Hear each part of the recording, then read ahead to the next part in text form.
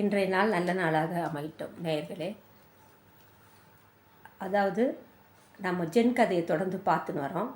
அந்த பார்வையில் இன்றைக்கி பார்க்க போகிறது ஒரு கை ஓசை சாத்தியமா.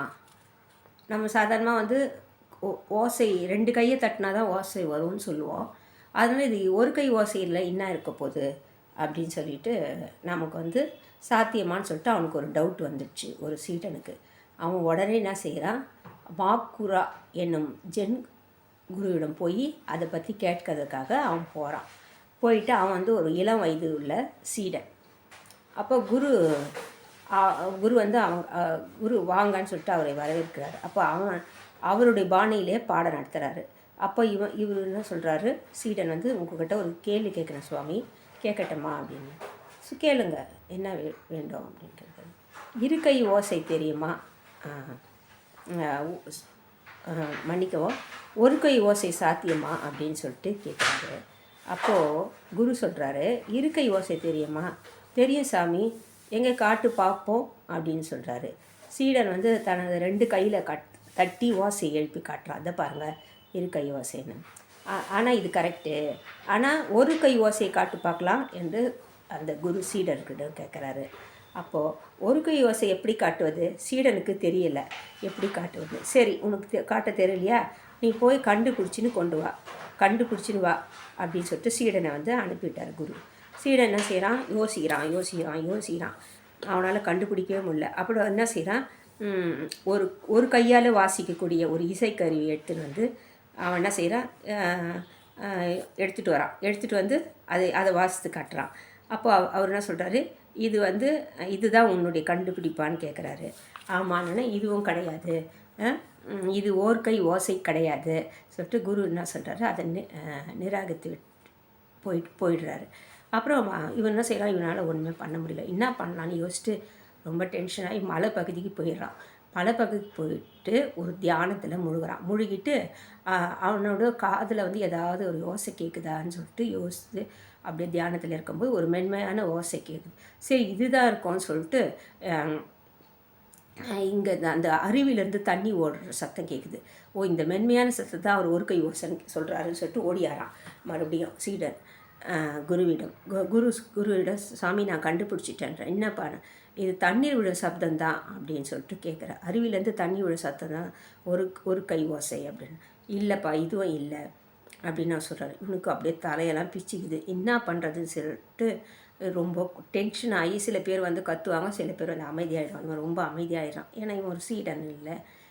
அப்போ என்ன செய்கிறான், காற்றில் பலவிதமான ஒலிகள் கேட்குது இல்லையா, சத்தம், நம்ம காற்று சுன்னு ஊனும், அந்த மாதிரி நிறைய விஷயங்கள் ஓசை வரும், ஒலி வரும். அந்த ஒலியை கேட்டு இதுவாக இருக்குமா சொல்லிட்டு ஓடியாந்து மறுபடியும் கேட்குறான் குருவிடம். அவர் அதையே இல்லைன்னு சொல்கிறாரு.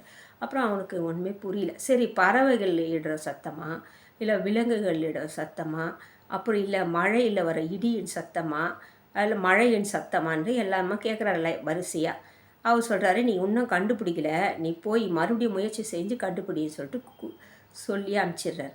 அவன் மீண்டும் என்ன செய்யணும், மறுபடியும் ஆழ்ந்த தியானத்துக்கு போகிறான். இன்னும் நல்லா தியானம் பண்ணணும் அப்படி சொல்லிட்டு ஒரு இடத்துல போய் உட்காந்து தியானம் பண்ணுறான். அப்போ அவனுக்குள்ளே ஒரு ரிங்கார ஒலி கேட்குது. கேட்டவொன்னே அவனு சொன்னான், ஓடி மறுபடியும் தன்னுடைய அனுபவத்தை சொல்கிறான். சுவாமி, இது ஊமை ஒலி, இதுவல்லவா ஒரு கை ஓசைன்னு சொல்லிட்டு கேட்குறான். அது அப்போ அவர் சொல்கிறாரு, இதுவும் இல்லைன்னு சொல்லிடுறாரு. இது ஒரு ஊமை ஒலி, இந்த ஓசையெல்லாம் ஒரு கை ஓசை கிடையாதுன்னு சொல்லிடுறாரு. அப்புறம் எப்படி தான் இதை கண்டுபிடிப்பதுன்னு சொல்லிட்டு எதுவுமே புரியவில்லைன்னு சொல்லிட்டு அவன் என்ன செய்கிறான், ரொம்ப மனம் முடிஞ்சு போயிடுறான். அப்போ மனம் முடிஞ்சு போயிட்டு அப்போ உடனே குரு சொல்கிறாரு, இதை கண்டுபிடிக்காமல் நீ இருந்த என்ன பிரயோஜனம், நீ போய் தற்கொலை செய்து கொள்ளு என்று அந்த குரு அவன் சீடனிடம் சொல்லிட்டாரு. சொன்னவனை ரொம்ப மன நொந்து போய் அந்த சீடன் எதுவும் செய்யாமல் அப்படியே உட்காந்துறான். அப்போது அவனுக்கு அது விட்டது. என்னன்னா, அவன் குருவிடம் போகிறது தனக்கு நேர்ந்தது கூறி இதுவா என்று அவன் கேட்கவே இல்லை. ஏன்னா நம்ம கேட்கறதெல்லாம் இல்லைன்னு சொல்கிறாரு. அப்போ நம்ம இதுவான்ட்டு கேட்கவே இல்லை. அப்போ என்ன தெரிந்து கொண்டு விட்டேன் குருவன் கன்ஃபார்மாக சொல்கிறான்.